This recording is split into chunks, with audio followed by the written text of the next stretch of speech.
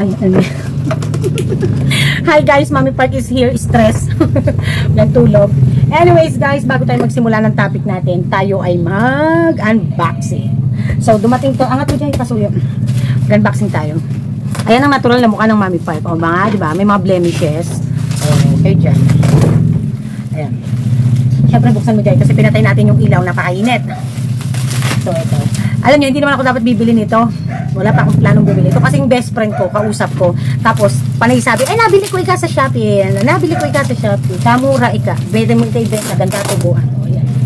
So, ito mas manipis dun sa ano. No? Ayan. So, magkano ito? Basta mura lang to guys. Nasa 4 pesos. Ganun. 4 pesos. Nakuha ko na may, ano ko, may free shipping fee. Pwede natin benta ng 12 o kaya 10 piso. O, diba? Aray. Dalawa. Meron itong makapal na version. Yung nakaraan na in-unbox ko. Ito yung makapal na version. Pero magkaiba sila ng tatak. No, yan. Ang guli pa ng kukit. Ito sa may pambenta tayo.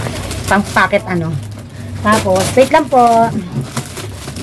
Parang ano no? Ano ba yung mga ganyan? Yung ganito kulay na ano?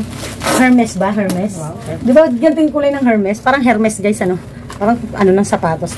So sabi kasi ni Beshi, makapal daw to, tsaka marami. Eh kasi, parang hindi na ako mag-ano ng panggamit sa bahay. Tapos, ay, ito yung mga buy one take one. Bumili ko 4 eh. Ito ba yun?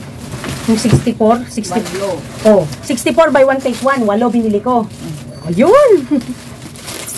Tama, 600 plus lang binili ko dyan, di ba? Pwede kung 64 times 4, 256. Tapos eto. 300 lang natin. Magkano pinera mo? 365. Kaya nga, 365. O di, buy one take one nga yan eh. May buy one take one. May bumibili ba sa atin? Hindi mo dyan, may ano tayo, kakamatis na tayo dito. Eh, dali, ano mo muna to? Eto guys, oh. Ayan siya. Buy one take one, 64 pesos. Oh, saan kayo doon? So, ngayon, titingnan natin kung totoong makapal yung sinasabi. Meron siyang ano dito, guys. Meron siyang pang-opening. Tingnan natin. Okay? Buksan natin dito. Yun, oh. Oh, binubuksan lang ng ganon. Tapos, tingnan natin. Kasi sabi ni Beshi, makapal pa daw doon sa binibili naming yung Sanicare na tissue. Eh, di bang mahal ng Sanicare na ano, na 3-ply? Ay, bet, makapal guys. Pwede na yung pag-iihi ka. Ay, ang kapal, Jay. Ay, Jay, ang gara, oh, parang ano, ang kapal. Ay, ang galing. 4-ply ata. Hindi, 3-ply lang to. 2-ply. Ang kapal, guys. Ang kapal niya. Kapal na mukha, charot. Pwede na to. Pang CR natin. Ano pa? Ilan? Oh, tapos isa sa bahay, tapos dun sa gustong bumili. Benta na. Okay. Ganyan na. Sasabit natin ito. Hanapan natin ng sabitan. Okay? Ayan guys. Ilagay na natin. Hindi ko na papakita sa inyo guys. Ito nakakahiya yung CR namin. Basta nandito sa likod. Tapos isa dadalhin ko sa bahay. Dalawa. Kasi malakas din kami dito. Dalawa sa bahay. Tapos isa dito sa dalawa dito sa tindahan. Tapos yung the rest na 4 pambibenta natin. Yun lang. Okay? So, yun. Guys, medyo maingay lang yung electric pan ha. O, tinan mo, iba naman yung skin ano ko dito. Nag-unboxing lang kami. Diba? Ganda talaga may teleponong bigla na lang may mga ganyang automatic filter. Okay. Bago tayo mag-vlog, ay mag-shoutout muna tayo. No? Tapos, kwento ko sa inyo. Ayan. Mali. Ang dami kasing nag-comment ngayon doon sa vlog ko nung last year na yung 3 pinaka-epektibong paraan paano mapapabilis at mapapalago ang negosyo. Ang daming nag-comment. Hindi pala yung 2023 na upload ko yata. Yun, basta yung pinaka-epektibong paraan para mabilis at mapalago ang negosyo. Ang dami pong mga nagko-comments ngayon doon. So far, nasa 143,000 views na yon since I published. Okay? So, let's start here with yung may magtataas na mga produkto. Ayan. So, bago tayo pagkatapos natin mag-shoutout, sasabihin ko, meron na naman tataas. Okay? Winnie07, may sa bahay, B, 1707, bakit ganito yung mga channel name nyo? My SBHYV1707, sabi niya, new viewer po. Pasalamat ako at nasuggest ng YT ang channel nyo. Ang daming learning mula sa video nyo pa lang. O, diba? Sinasuggest na pala tayo ni, ni Lolo. Ayan, Ellen Pilar. Thank you po ma'am, my SBHYV1707. Ellen Pilar, always watching daw. Love you too. Arlene Gonzalez. And then, Teresita Baron. Ito kay Teresita Baron, yung sharing naman niya ng successful story niya ng pagsasari-sari store. Sabi niya, ako, Mami Park, 29 years na sa pagtitindahan. Bread and butter din namin ang tindahan. 5 kapatid ko ang napagtapos ko. 2 pinsan at ngayon, graduating na ng college sa pribadong paaralan ng aking panganay at isa grade 10. Thanks sa shout out, Mami. O, diba? Sana all. Ma'am Teresita, lagi nandito yan. Isipin mo O, pero successful yan, successful sari-sari store owner. So, thank you po, Ma'am Teresita, Good morning, Mami Pa. Ricky Anuevo, thank you for shouting out, Mami Pa. Yun, diba?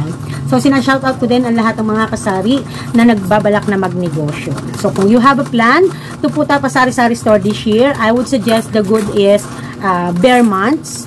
And then, by next year naman, around February, March, yan, yung approaching ang ating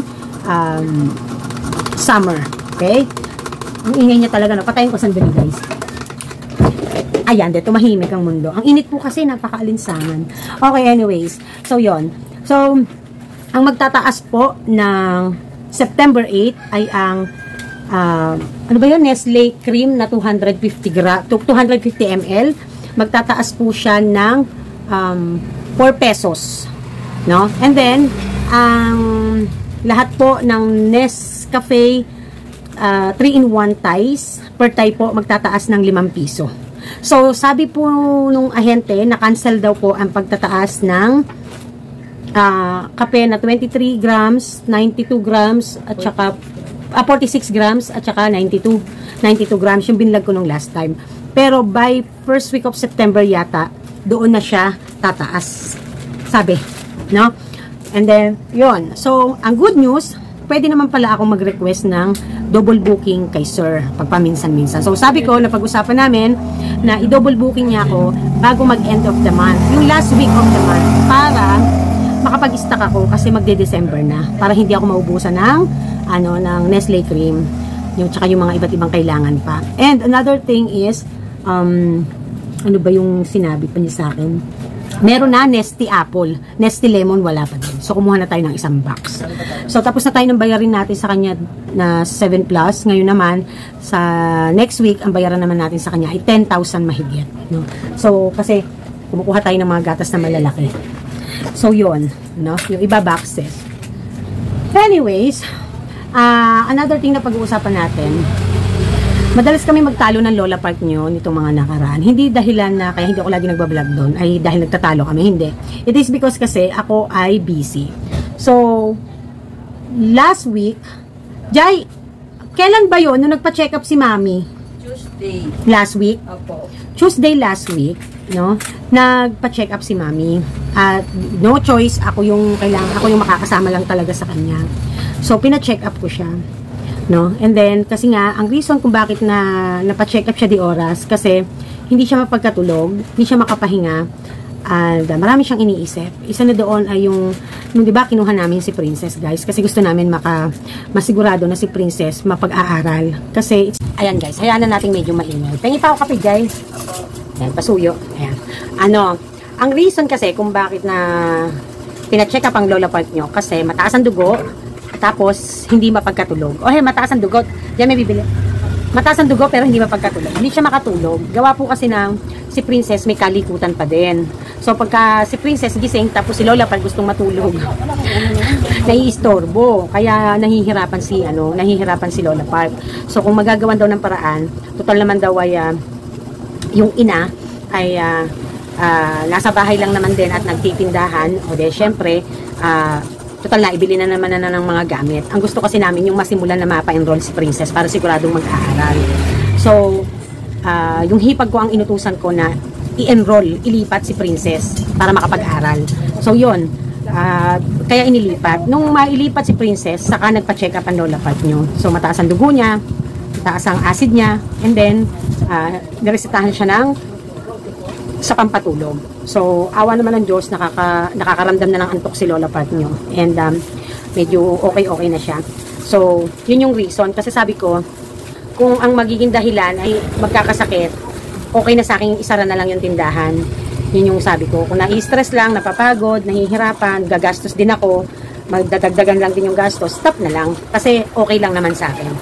Eh, syempre, lola part nyo, medyo hindi yun magsasalita, pero ayaw din nun. So, sabi ko, wag pilitin. So, nag-iinis din siya kasi hindi ko binibigay lahat yung mga pangangailangan doon na mga gustong bilhin ng tao. There is a reason behind it. At hindi po pwedeng ipilit yung dapat ipilit. Kasi siyempre, may pag-aaral din, no? Now, if just ever na may magsasarang kasari doon, baka ma-consider pa. Kasi, may dinig ako na may isang kasari na baka hindi na mag-continue magtindahan. So, kung sakaling may magsasarang isa, pwede nang i-reconsider yung decision na damihan ng stocks ni Lola Part. Ang reason din kasi talaga niyan is para hindi mapagod, mahirapan. Yun ang reason. No? So, kaya sabi ko, isara na lang yan. Kung ano, ganyan. Napapagod lang din ba, nahihirapan, isara na lang. O, kumain na lang kayo dyan at matulog. yun yung So, syempre, namimisinterpret ako ni Lola Part nyo kasi syempre kasi ako yung gumagasta, di ba? Ang gusto, hindi ko siya pinapunta rito para makaramdam ng pagod. Gusto ko nga may pahinga siya at maramdaman niya yung kanyang pensyon. Para kahit ako na yung sa iba gumasta, okay lang. Pero kung maririnig mo pa namin, mararamdaman, no, dahil sa mga hindi masyado naman kailangan pang atupaging problema, parang napaka-unfair sa part ko. Kaya sabi ko, mami, ang gusto ko lang, lagi ko pinapaalala sa kanya, huwag magkakasakit. Alam ko hindi maiwasan, pero pwedeng, hindi mo mapipigilan yun, pero pwedeng kahit papaano ay mablock na wag mag-isip, ma-stress, ganyan. Sabi ko, ang hirap nung nasa akin na lahat yung pressure, tapos pati siya, ganun din, magkakasakit. Hindi ako nung ganun. So yun lang naman talaga yung dahilan nun. So kaya, yun. But, kanina, nandito lang siya, nagpapalista na naman siya kay Jay ng mga gusto niyang itinda. Ganun. Si Jay na lang yung misa kinakausap, hindi na ako. Maggulat na lang ako, may mga kuha-kuha. Pero naka-record naman yun. But in fairness, kay Lola Part nyo, kahapon, nagbigay na siya sa akin ng 6,000. Tapos ngayon, nagbigay ng 4,600. Hindi, nung nakaraan, 7 plus. 7 plus pala nagbigay, tapos 4,600 ngayon. In fairness kay Lola Part nyo, sabi nga niya, ang dami daw bumibili sa kanila sa madaling araw. Kasi sila, alas 4 pa lang, gising na. Sanay sila ng ganun kahit dun sa dati nilang tinitira. And then, hindi ko na lang kayo maipapasyal sa susunod na. Yung etong likod ko, sana hopefully, mabigyan ko din ng, ng panahon at ng budget. Kasi, pinakuha ng may-ari yung mga pinaglumaang maganda pa, matandang yero dun sa kanilang bahay. Kasi, ibabakod nga dito. Ang bala ko nga lagyan ng garden yung likod. So, I'm excited to do that. Sabi ng mami, ayan, malilibang ka para hindi ka laging bunganga ng bunganga. Sabi sa akin ganun. So, yun, no? And then, hindi ko, chika-chika lang tayo no? May mai-vlog lang. So, kagabi naman, itong si Kaori, nagtanong sa akin, sabi niya, Mami, ano ba ang ibig sabihin ng law of comparative advantage? So, kasi, napag-aralan na namin yan, pero syempre sa tagal na naman ng panahon, diba, na ko na. Sabi ko, Google mo muna yung meaning, i-explain ko sa'yo ng broad, na i-explain ko sa'yo ng Tagalog. So, yun. So, sabi ko, ang law of comparative advantage is, ganito yan, ito sample niyan guys. Halimbawa, may produkto kayo na available sa inyong hanap buhay, negosyo, no? So, ito applicable to sa lahat, kumbaga ba in general. So, ikaw na lang yung kung saan mo siya i-relate. So, dito sa tindahan natin, yung isa sa binigay kong example kay Kaori is, let's say for example, gusto nating mag-produce ng isang produkto. Dishwashing, no? Pinakamagandang example yan. Dishwashing liquid.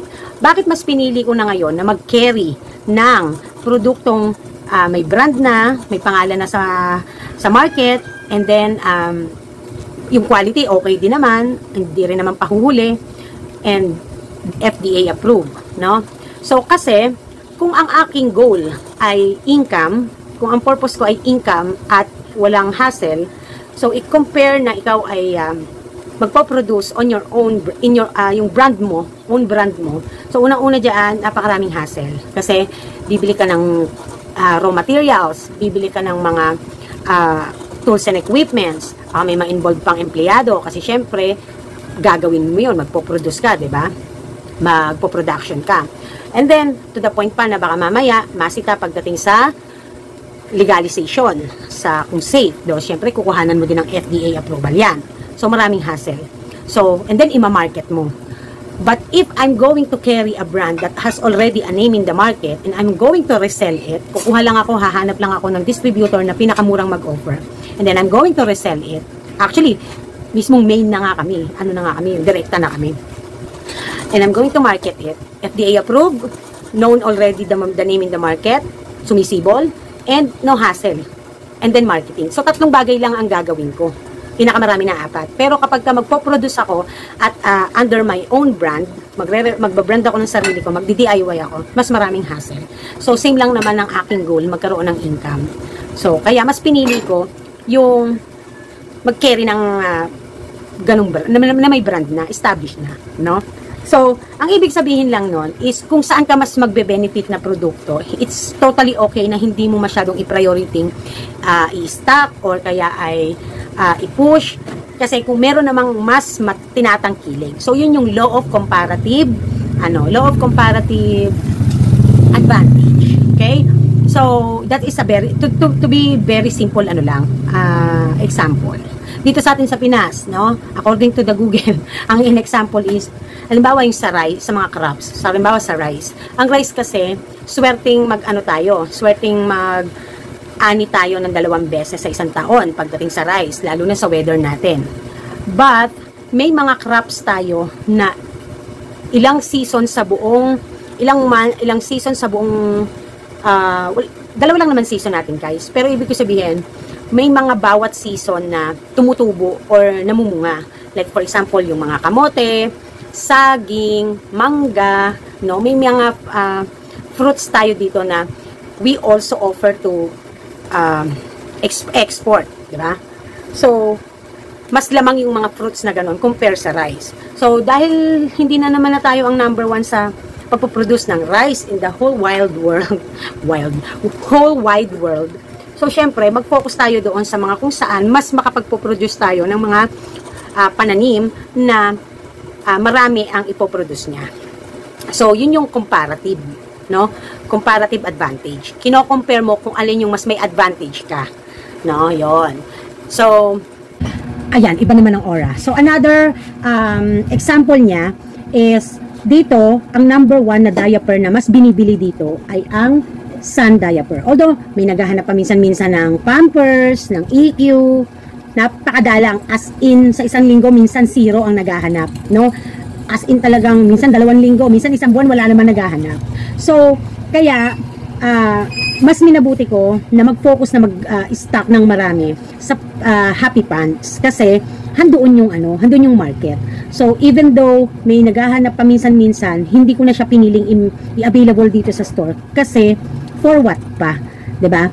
Stock up ang pera, mas mabibili pa yung pulbos na in-stock mo kaysa dun sa diaper na ipantatapat mo sa number 1 na tinatangkilik dito. So, doon na lang ako nag-focus. Doon ko na lang nilagay lahat ng puhunan sa diaper na kung saan ay hindi na si-0 in a day. So, ang meaning lang nito is mag-isip kayo kung paminsan-minsan ay kailangan yung i-let go ang isang klase ng brand, no? Kasi baka mamaya kayong mga kasari, iniisip nyo lang just to say lang na maraming option. So, it depends upon the situation din. Sometimes, hindi natin kailangan sundin lahat ng gusto ng customer dahil hindi naman lahat ay bibili. So, kumbaga ba, ganito lang yan. Majority wins. Ganon, ika nga, no? So, yun yung pinaka-simple lang niya. So, piliin ang mga produkto na mas tatangkilikin at fast moving para doon ka mas makapagpaikot at makapagpataas ng sales. Hindi yung kahit make it available mo na ang halos ng lahat ng klase, pero isa lang naman talaga yung halos nag-aangat talaga ng sales, no? Yung literal na talagang siya yung number 1. Eh, di doon ka na lang mag-focus. You can save the space you can save the money, you avoid na matulog, ma-stock up ang inventory, and also the capital. Okay? So, ganun ko lang din siya simpleng i-relate sa law of comparative advantage. The other topic na tinanong sa akin ni Kauri, kasi meron silang ngayon report, is law of the diminishing returns. Narinig nyo na ba yung law of the diminishing returns? Yung GDP na nadinig nyo na ba? Gross Domestic Products. Alam nyo na ba yan? Diba? Economics tayo ngayon, guys. Na-share ko lang naman, no? Para meron lang kayong idea, ganyan, para medyo magkasta sa mga IQ natin. Ganun. So, yung law of diminishing returns, you are making a decision na yung isang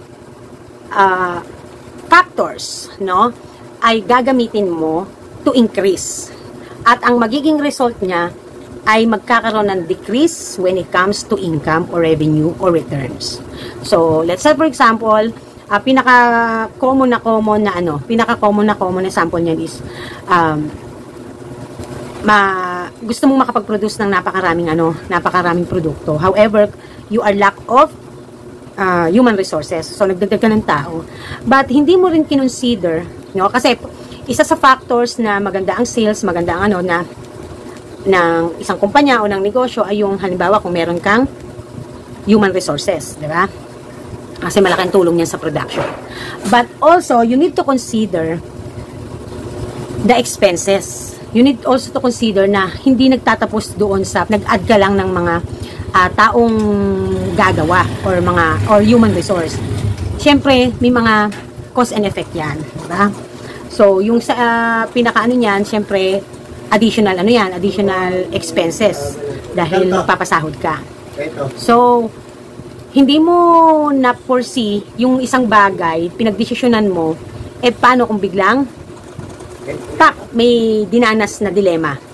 So, natalo ka. So, na-diminish. Na imbis na may return, na-diminish, nawawala.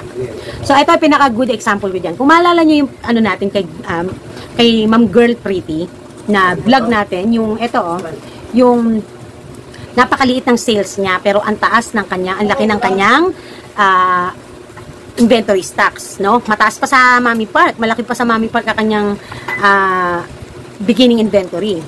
But at the sad part of it, in the sad part of that scenario is hindi man lang siya hindi man lang siya nakakalahati doon mula sa puhunan, hindi man lang nag-break even, no? 40% lang ang kanyang nabenta, and at the same time nagkaroon pa siya ng expenses na 9,900 plus. So kaya negative pa lalo. Kasi nga hindi nabenta, no? Hindi mabili, hindi mataas ang sales. So ano ang doon? Ano yung law of kaanuhan ng law of diminishing returns doon? So gumamit siya ng isang factor para ma-consider niya na tumaas ang kanyang sales is nag-stock ng marami, kasi syempre maraming stock, maraming options, maraming i-offer.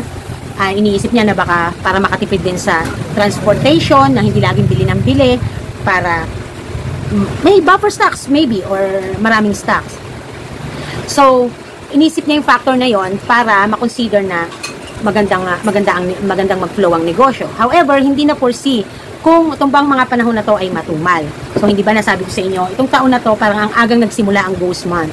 It is like last week of May na dadama na ang ghost month of the year, na kung saan hindi magandang mag-start ng negosyo, napakahina ng negosyo, dito sasabihin pahabaan ng PC sa negosyo. Ito yung mga season na mahina, matumal. So, dumating doon sa punto na natapat ito kay Ma'am Girl Pretty, maybe, no? Mahina ang sales. Hindi niya na-foresee na i-work out muna yung sales at yung market na tatargetin niya. So, lagi natin tatandaan, pagdating sa pag-gain ng malaking sales, marami din tayong dapat na i-consider or yung mga factors to consider. Nahandyan yung expenses natin, if it's the right to invest, pero maapektuhan ba ang ating expenses. Kumbaga ba, kailangan ang epekto sa expenses, dapat it's either chill lang ang expenses or tumataas pala. So, apektado. Ano pa ba yung mga dapat i-consider natin na factors para mapataas natin ang sales? Magkano ba ang ating idadagdag na puhunan, no? Or saan tayo kukuha ng kapital. So, meaning, kailangan hindi lang isang factors yung ating tinitingnan sa anggulo ng ating pagdidesisyon, no? Kundi dapat lahat kung ano yung effect niya sa isa't isa. Kasi, kung isa lang yung i-consider natin, baka dumating dun sa punto na mali naman pala, no? So, baka mamaya, hindi lang pala isang factors yung dapat natin na tingnan mabuti, i-consider. Dapat lahat pala titingnan natin kung ano ang paggalaw. Kung pag sa expenses, kailangan mas mababa ang cost, kahit sabihin mag-invest, magdagdag ng stocks, no? Pagdating naman sa marketing strategy, kung alam naman natin na medyo konti ang ating mga parokyano, pero iniisip nating dagdagan ng ating mga stocks at para dumami, hindi natin napupursee kung talaga bang magte-take effect yon kapag ginawa natin. So, saang mga channel ka magpo-promote ng product or kaya magpo-promote ng negosyo mo, or ano pa yung mga pupwedeng ways para magkaroon ka ng possible additional na parokyano compare sa regular na customers mo or target market mo. So, all the factors you have to consider before gamitin mo ang isang factor na i-raise mo, tataasan mo, or gagamitin mo para maging daan to get the goal that you want, especially yung pagdating sa sales, no? Kasi may mga pagkakataon sa buhay natin na minsan ang kailangan lang talaga nating i-work out ay ang marketing strategy, ang ating target market. So kaya might possible na instead of kumita at naging advantage sana yung factors na kinonsider niya na daihan ng mga stocks, ang nangyari is gumanon, nadidiminish, nawawala yung returns, yung balik, di ba? So dito, inaano lang natin na sa pagdidesisyon when it comes to using the factors, no, or using a utility or whatever na you can utilize in your store, no, kailangan iisipin din natin if it's the right time, if it's the right thing to do, if it's this factor really the one could save the business or could help to gain more profit or more revenue, no?